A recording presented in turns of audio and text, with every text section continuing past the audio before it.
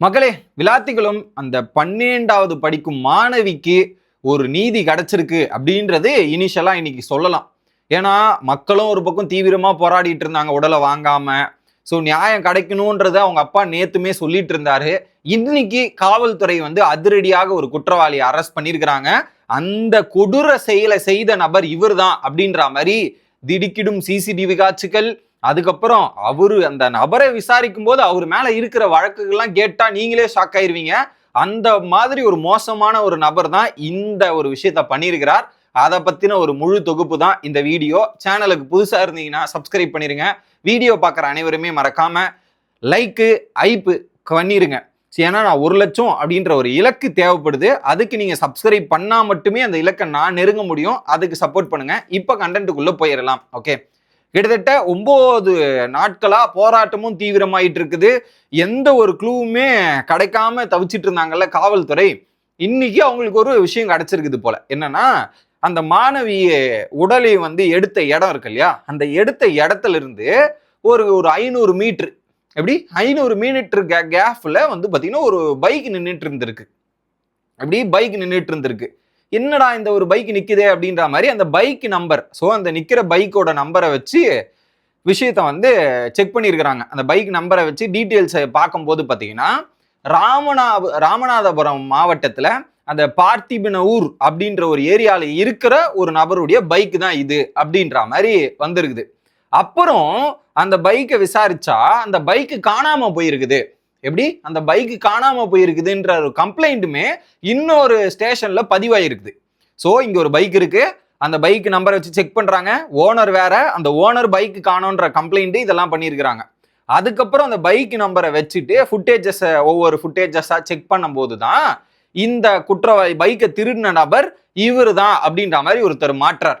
அவரு பேர் தான் மாவீரன் என்கின்ற தர்ம முனீஸ்வரன். பேரை பார்த்தீங்களா, மாவீரனா, இன்னொரு பக்கம் தர்மமா முனீஸ்வரனா, என்னடா இது அப்படின்ற மாதிரி அந்த பேரு, எனக்கு அந்த பேரை கேட்டோன்னு தான் இன்னும் காண்டாச்சு. அந்த நேம பாருங்க, தர்ம முனீஸ்வரன் மாவீரன் அப்படின்ற இந்த செயலை செய்யறதுக்கெல்லாம் ஒரு பேரு வேற, ஐயோ அப்படின்ற மாதிரி தான் இருந்துச்சு. சரி, அந்த என்னாச்சு, இந்த பைக்கு திருடின நபர் இவர் தான் அப்படின்ற மாதிரி விசாரிக்கும் போது நபர் மாட்டிக்கிட்டாரு. சிசிடிவி ஃபுட்டேஜ் எல்லாம் செக் பண்றாங்க. செக் பண்ணதுக்கு அப்புறம் இவர் தான் பைக்கை திருடி இருக்கிறார். பைக்கை திருடிட்டு இந்த ஏரியா, ஸோ அந்த மாணவி இறந்த அந்த கொலை செய்யப்பட்ட ஏரியா இருக்குல்ல, அந்த ஏரியாலுமே இவரோட ஃபுட்டேஜ் ஒன்று மாட்டுது. ஸோ இவரை மாட்டிக்கிட்டு இவர் செக் பண்றாங்களா, இவர் என்ன பண்றாங்க, இங்க கிராஸ் வெரிஃபை பண்றாங்க. வெரிஃபை பண்ணும்போது பாத்தீங்கன்னா இவர் பைக்ல போன காட்சியுமே அங்க ஒரு விண்டு மில், ஸோ அந்த காற்றாலைன்னு சொல்லுவாங்க, அந்த ஃபேன் மாதிரி பெருசா சுத்திக்கிட்டு இருக்குமே, அந்த ஒரு விண்டு மில் சிசிடிவில மாற்றாப்புல. இது மெயின் ரோடு இருக்கு, அந்த மெயின் ரோட்ல இவர் டிராவல் ஆகல. மெயின் ரோடை தாண்டி விட்டுட்டு பக்கத்துல அந்த ஒரு காட்டு வழிபாதை மாதிரி ஒரு வழிபாதை இருக்கு. அந்த வழிபாதையில இவர் போகும் சிசிடிவி காட்சியுமே ரிலீஸ் பண்ணியிருந்தாங்க. அதை பேஸ் பண்ணி இவரை கண்டுபிடிச்சாச்சு. பைக்கு நம்பரு அதுக்கப்புறம் ஃபைண்ட் அவுட் பண்ணி இங்க பண்ணும்போது மாட்டிக்கிட்டார். அதுக்கப்புறம் இவர் என்ன பண்ணியிருக்காங்க, இவருடைய ட்ராக் ரெக்கார்டை எடுத்து பார்க்குறாங்க போலீஸு. ஸோ இந்த நபர் தான், இவர் எப்படியாப்பட்ட நபர் அப்படின்னு ட்ராக் ரெக்கார்டை எடுத்து பார்த்தா 33 வழக்குகள் இருக்கு. எப்படி 33 வழக்குகள் அவருடைய மேல இருக்குது. பல காவல் நிலையங்களையும் பல போலீஸ் ஸ்டேஷன்லையும் அவர் மேல இவ்வளோ வழக்குகள் இருக்குது. அதுலயும் நகை திருட்டு, போலீஸை அடிப்பது, திருட்டு கேஸ்ல இருந்து பல கேஸ்ல ஒரு குற்றவாளி, முக்கிய குற்றவாளி. ஓகே, அதை தாண்டி இவருடைய முன்னாடி ட்ராக் ரெக்கார்ட்ல இன்னொரு பெரிய விஷயம் என்னன்னா, இப்ப ஒண்ணு நடந்திருக்காருல, அந்த வேடநத்தம் கிராமத்துல அந்த 12வது படிக்கும் மாணவி பாலியல் வன்கொடுமை பண்ணி கொலை வேற பண்ணியிருந்தார். இதுக்கு முன்னாடி பாத்தீங்கன்னா இதே மாதிரி 2 பேரை பண்ணியிருக்கிறாராம். ஸோ நகை திருட்டுல ஆரம்பிச்சு இதுக்கு முன்னாடி 2 கொலைகள் பண்ண நபர் எப்படி இன்னும் ஊருக்குள்ள சுத்திட்டு இருக்காப்புல, இன்னும் எப்படி வெளியே ஜாலியா இருந்துட்டு இருக்காப்புல அப்படின்றது எனக்கு தெரியல. அதுக்கப்புறம் தான் நிறைய விஷயங்கள் தெரிய வருது. 2020 இந்த நபர் 2020 ஒரு மூதாட்டிய பாலியல் எட்டயபுரம் அப்படின்ற ஏரியால பாலியல் வன்கொடுமை பண்ணி அந்த மூதாட்டியோட நகைகள்லாம் திருடிட்டு அந்த மூதாட்டியை கொலை செஞ்சிருக்கிறார். கொலை செஞ்சுட்டு எஸ்கேப் ஆயிட்டு இருக்கார்.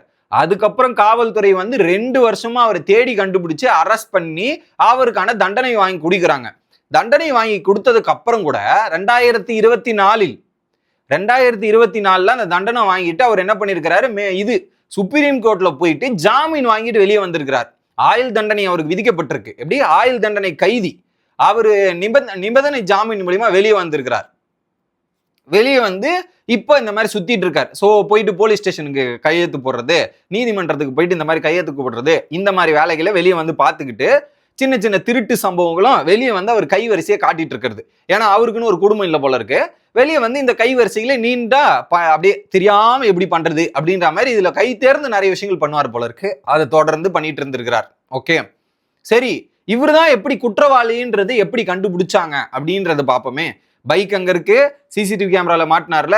இதுல குறிப்பா அந்த மாணவியோட உடற்கூறு ஆய்வு போஸ்ட்மார்டம் ரிப்போர்ட்ல டிஎன்ஏ டெஸ்ட் எடுத்தாங்க. ஒரு 5 இளைஞரை எடுக்க போறோம் அப்படின்லாம் சொல்லிட்டு இருந்தாங்க இல்லையா. இதுல என்ன பண்ணிருக்காங்க, அந்த மாணவியோட நெகம் இருக்கு இல்லையா, அந்த நெகத்துல வந்து பாத்தீங்கன்னா இவர் வந்து அங்க ஃபோர்ஸ்ஃபுல்லா நிறைய விஷயங்கள் பண்ணியிருக்கிறாப்புல. அது ஓகே, வன்கொடுமை பண்ணும்போது அப்ப என்ன பண்ணிருக்காங்க, அந்த நெகத்துல சிராய் அந்த இப்படி தேக்கும் போது பாத்தீங்கன்னா அந்த நெகத்துல தோல் இருந்திருக்கு. அந்த நபர், அந்த தர்ம முனீஸ்வரன் அப்படின்ற ஒரு நபருடைய தோலும் அவருடைய சில விஷயங்கள் அந்த மாணவியோட நெகத்துல மாட்டியிருக்கு. அந்த நெகத்தை எடுத்து செக் பண்ணி வச்சுட்டு இருக்காங்க. அதுக்கப்புறம் இந்த நபர் இருக்காரு இல்லையா, இவருடைய பிளட் டெஸ்ட் எடுத்து அங்க செக் பண்ணும்போது அப்படியே மேட்ச் ஆகுது கம்ப்ளீட்டா. ஸோ அந்த தோலும் இந்த இதுவும் மேட்ச் ஆகும்போது இவர் தான் குற்றவாளி அப்படின்றத கண்டுபிடிக்கிறாங்க. இதுக்கு முன்னாடி அரெஸ்ட் பண்ணிட்டாங்க. சாரி, அந்த அரெஸ்ட் பண்ண மேட்டர் சொல்ல மறந்துட்டேன். என்ன பண்ணியிருக்கிறாரு இவரு ஆல்ரெடி குற்றவாளி. இவர் வந்து போலீஸ் ஸ்டேஷன்லயோ நீதிமன்றத்திலயோ போய் கையெழுத்து போட வேண்டிய இடமா அதுக்கு போயிருக்கிறா போல.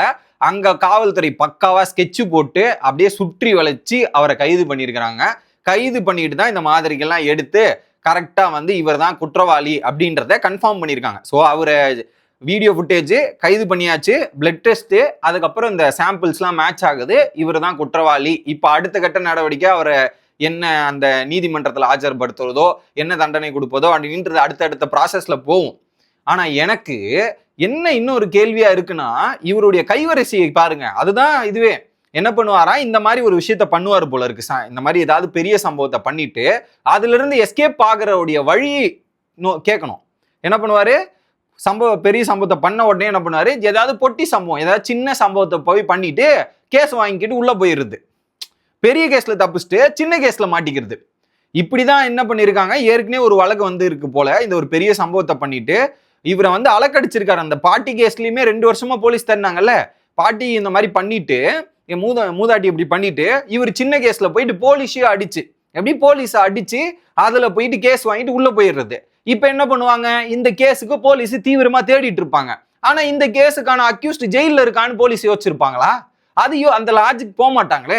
அதனால இப்படியே இருக்கட்டும்ன்ற மாதிரி இப்படி ஒரு தில்முல வேலை பண்ற மாதிரின்ற மாதிரி சம்பவத்தை மறைக்கிறதுக்காக சின்ன கேஸ் வாங்கிட்டு எஸ்கேப் ஆகுறதுன்ற ஒரு தொழிலாவே வைத்து கொண்டிருக்கிறார் இந்த நபர். இதுல ஒரு வாட்டி நிபந்தனை ஜாமீன்ல வந்தாங்க. அப்ப என்ன பண்ணிருக்கணும், இந்த மாதிரி ஆட்களை வந்து வாட்டி பண்ணதே பெரிய தப்பு. அதுக்கப்புறம் இன்னொருத்தருமே பாலியல் வன்கொடுமை பண்ணி கொலை பண்ணியிருக்கிறார். இது 3வது கொலை. இந்த 3 கொலை பண்ண நபர் எப்படி வெளியே வர விடலாம்? நிபந்தனை ஜாமீன் கூட மறுத்திருக்கணும், உள்ள கொடுத்திருக்கவே கூடாது. அவர் எப்படி வெளியே, ஏன்னா ஒரு வாட்டி குற்றம் பண்ணிட்டு திருந்தனா அப்படின்ற மாதிரி யோசிச்சு மாறினா பரவாயில்ல. ஆனா இவர் கடைசி வரையும் திரும்ப திரும்ப வந்து அதே விஷயத்த பண்றதால பாதிக்கப்படுறது பாத்தீங்கன்னா அந்த பொதுமக்களோ இந்த மாதிரி ஆட்களா தானே இருக்கிறாங்க அப்படின்றது தான் எனக்கு தோணுது. ஸோ அதான் நான் சொல்றேன், கடுமையான நடவடிக்கைகள் இருந்தால் மட்டும்தான் இந்த குற்றங்கள் குறையும். இவருக்கு இருக்கிற இந்த லூப் ஹோலை வச்சு பயன்படுத்தி எஸ்கேப் ஆகுறது, அவர் வெளியே வந்த நபர்கள் கூட ஒழுங்கா கண்காணிச்சிருந்தா இந்த பிரச்சனைகள்லாம் வந்திருக்காதே அப்படின்ற மாதிரி யோசிக்க தோணுது. சரி, இவர் எப்படி அந்த இடத்துக்கு போனாரு, அந்த மாணவி போன இடத்துக்கு இவர் எப்படி போனாரு அப்படின்ற ஒரு கேள்வியும் பல பேருக்கும் வரும் இல்லையா. அந்த கேள்விக்கான பதில் என்னன்னா, இவர் அந்த பைக்ல அந்த விண்டுமில்ல கிராஸ் ஆகி போறாருல, கிராஸ் ஆகி போகும்போது தான் அங்க மாணவி வந்து வந்திருக்கிறாங்க உபாதை கழிக்க. வரும்போது அவர் பார்த்துருக்கிறார். அவர் போய் போலீஸ் ஸ்டேஷன்ல சைன் போடுறதுக்கு போனோம் போல.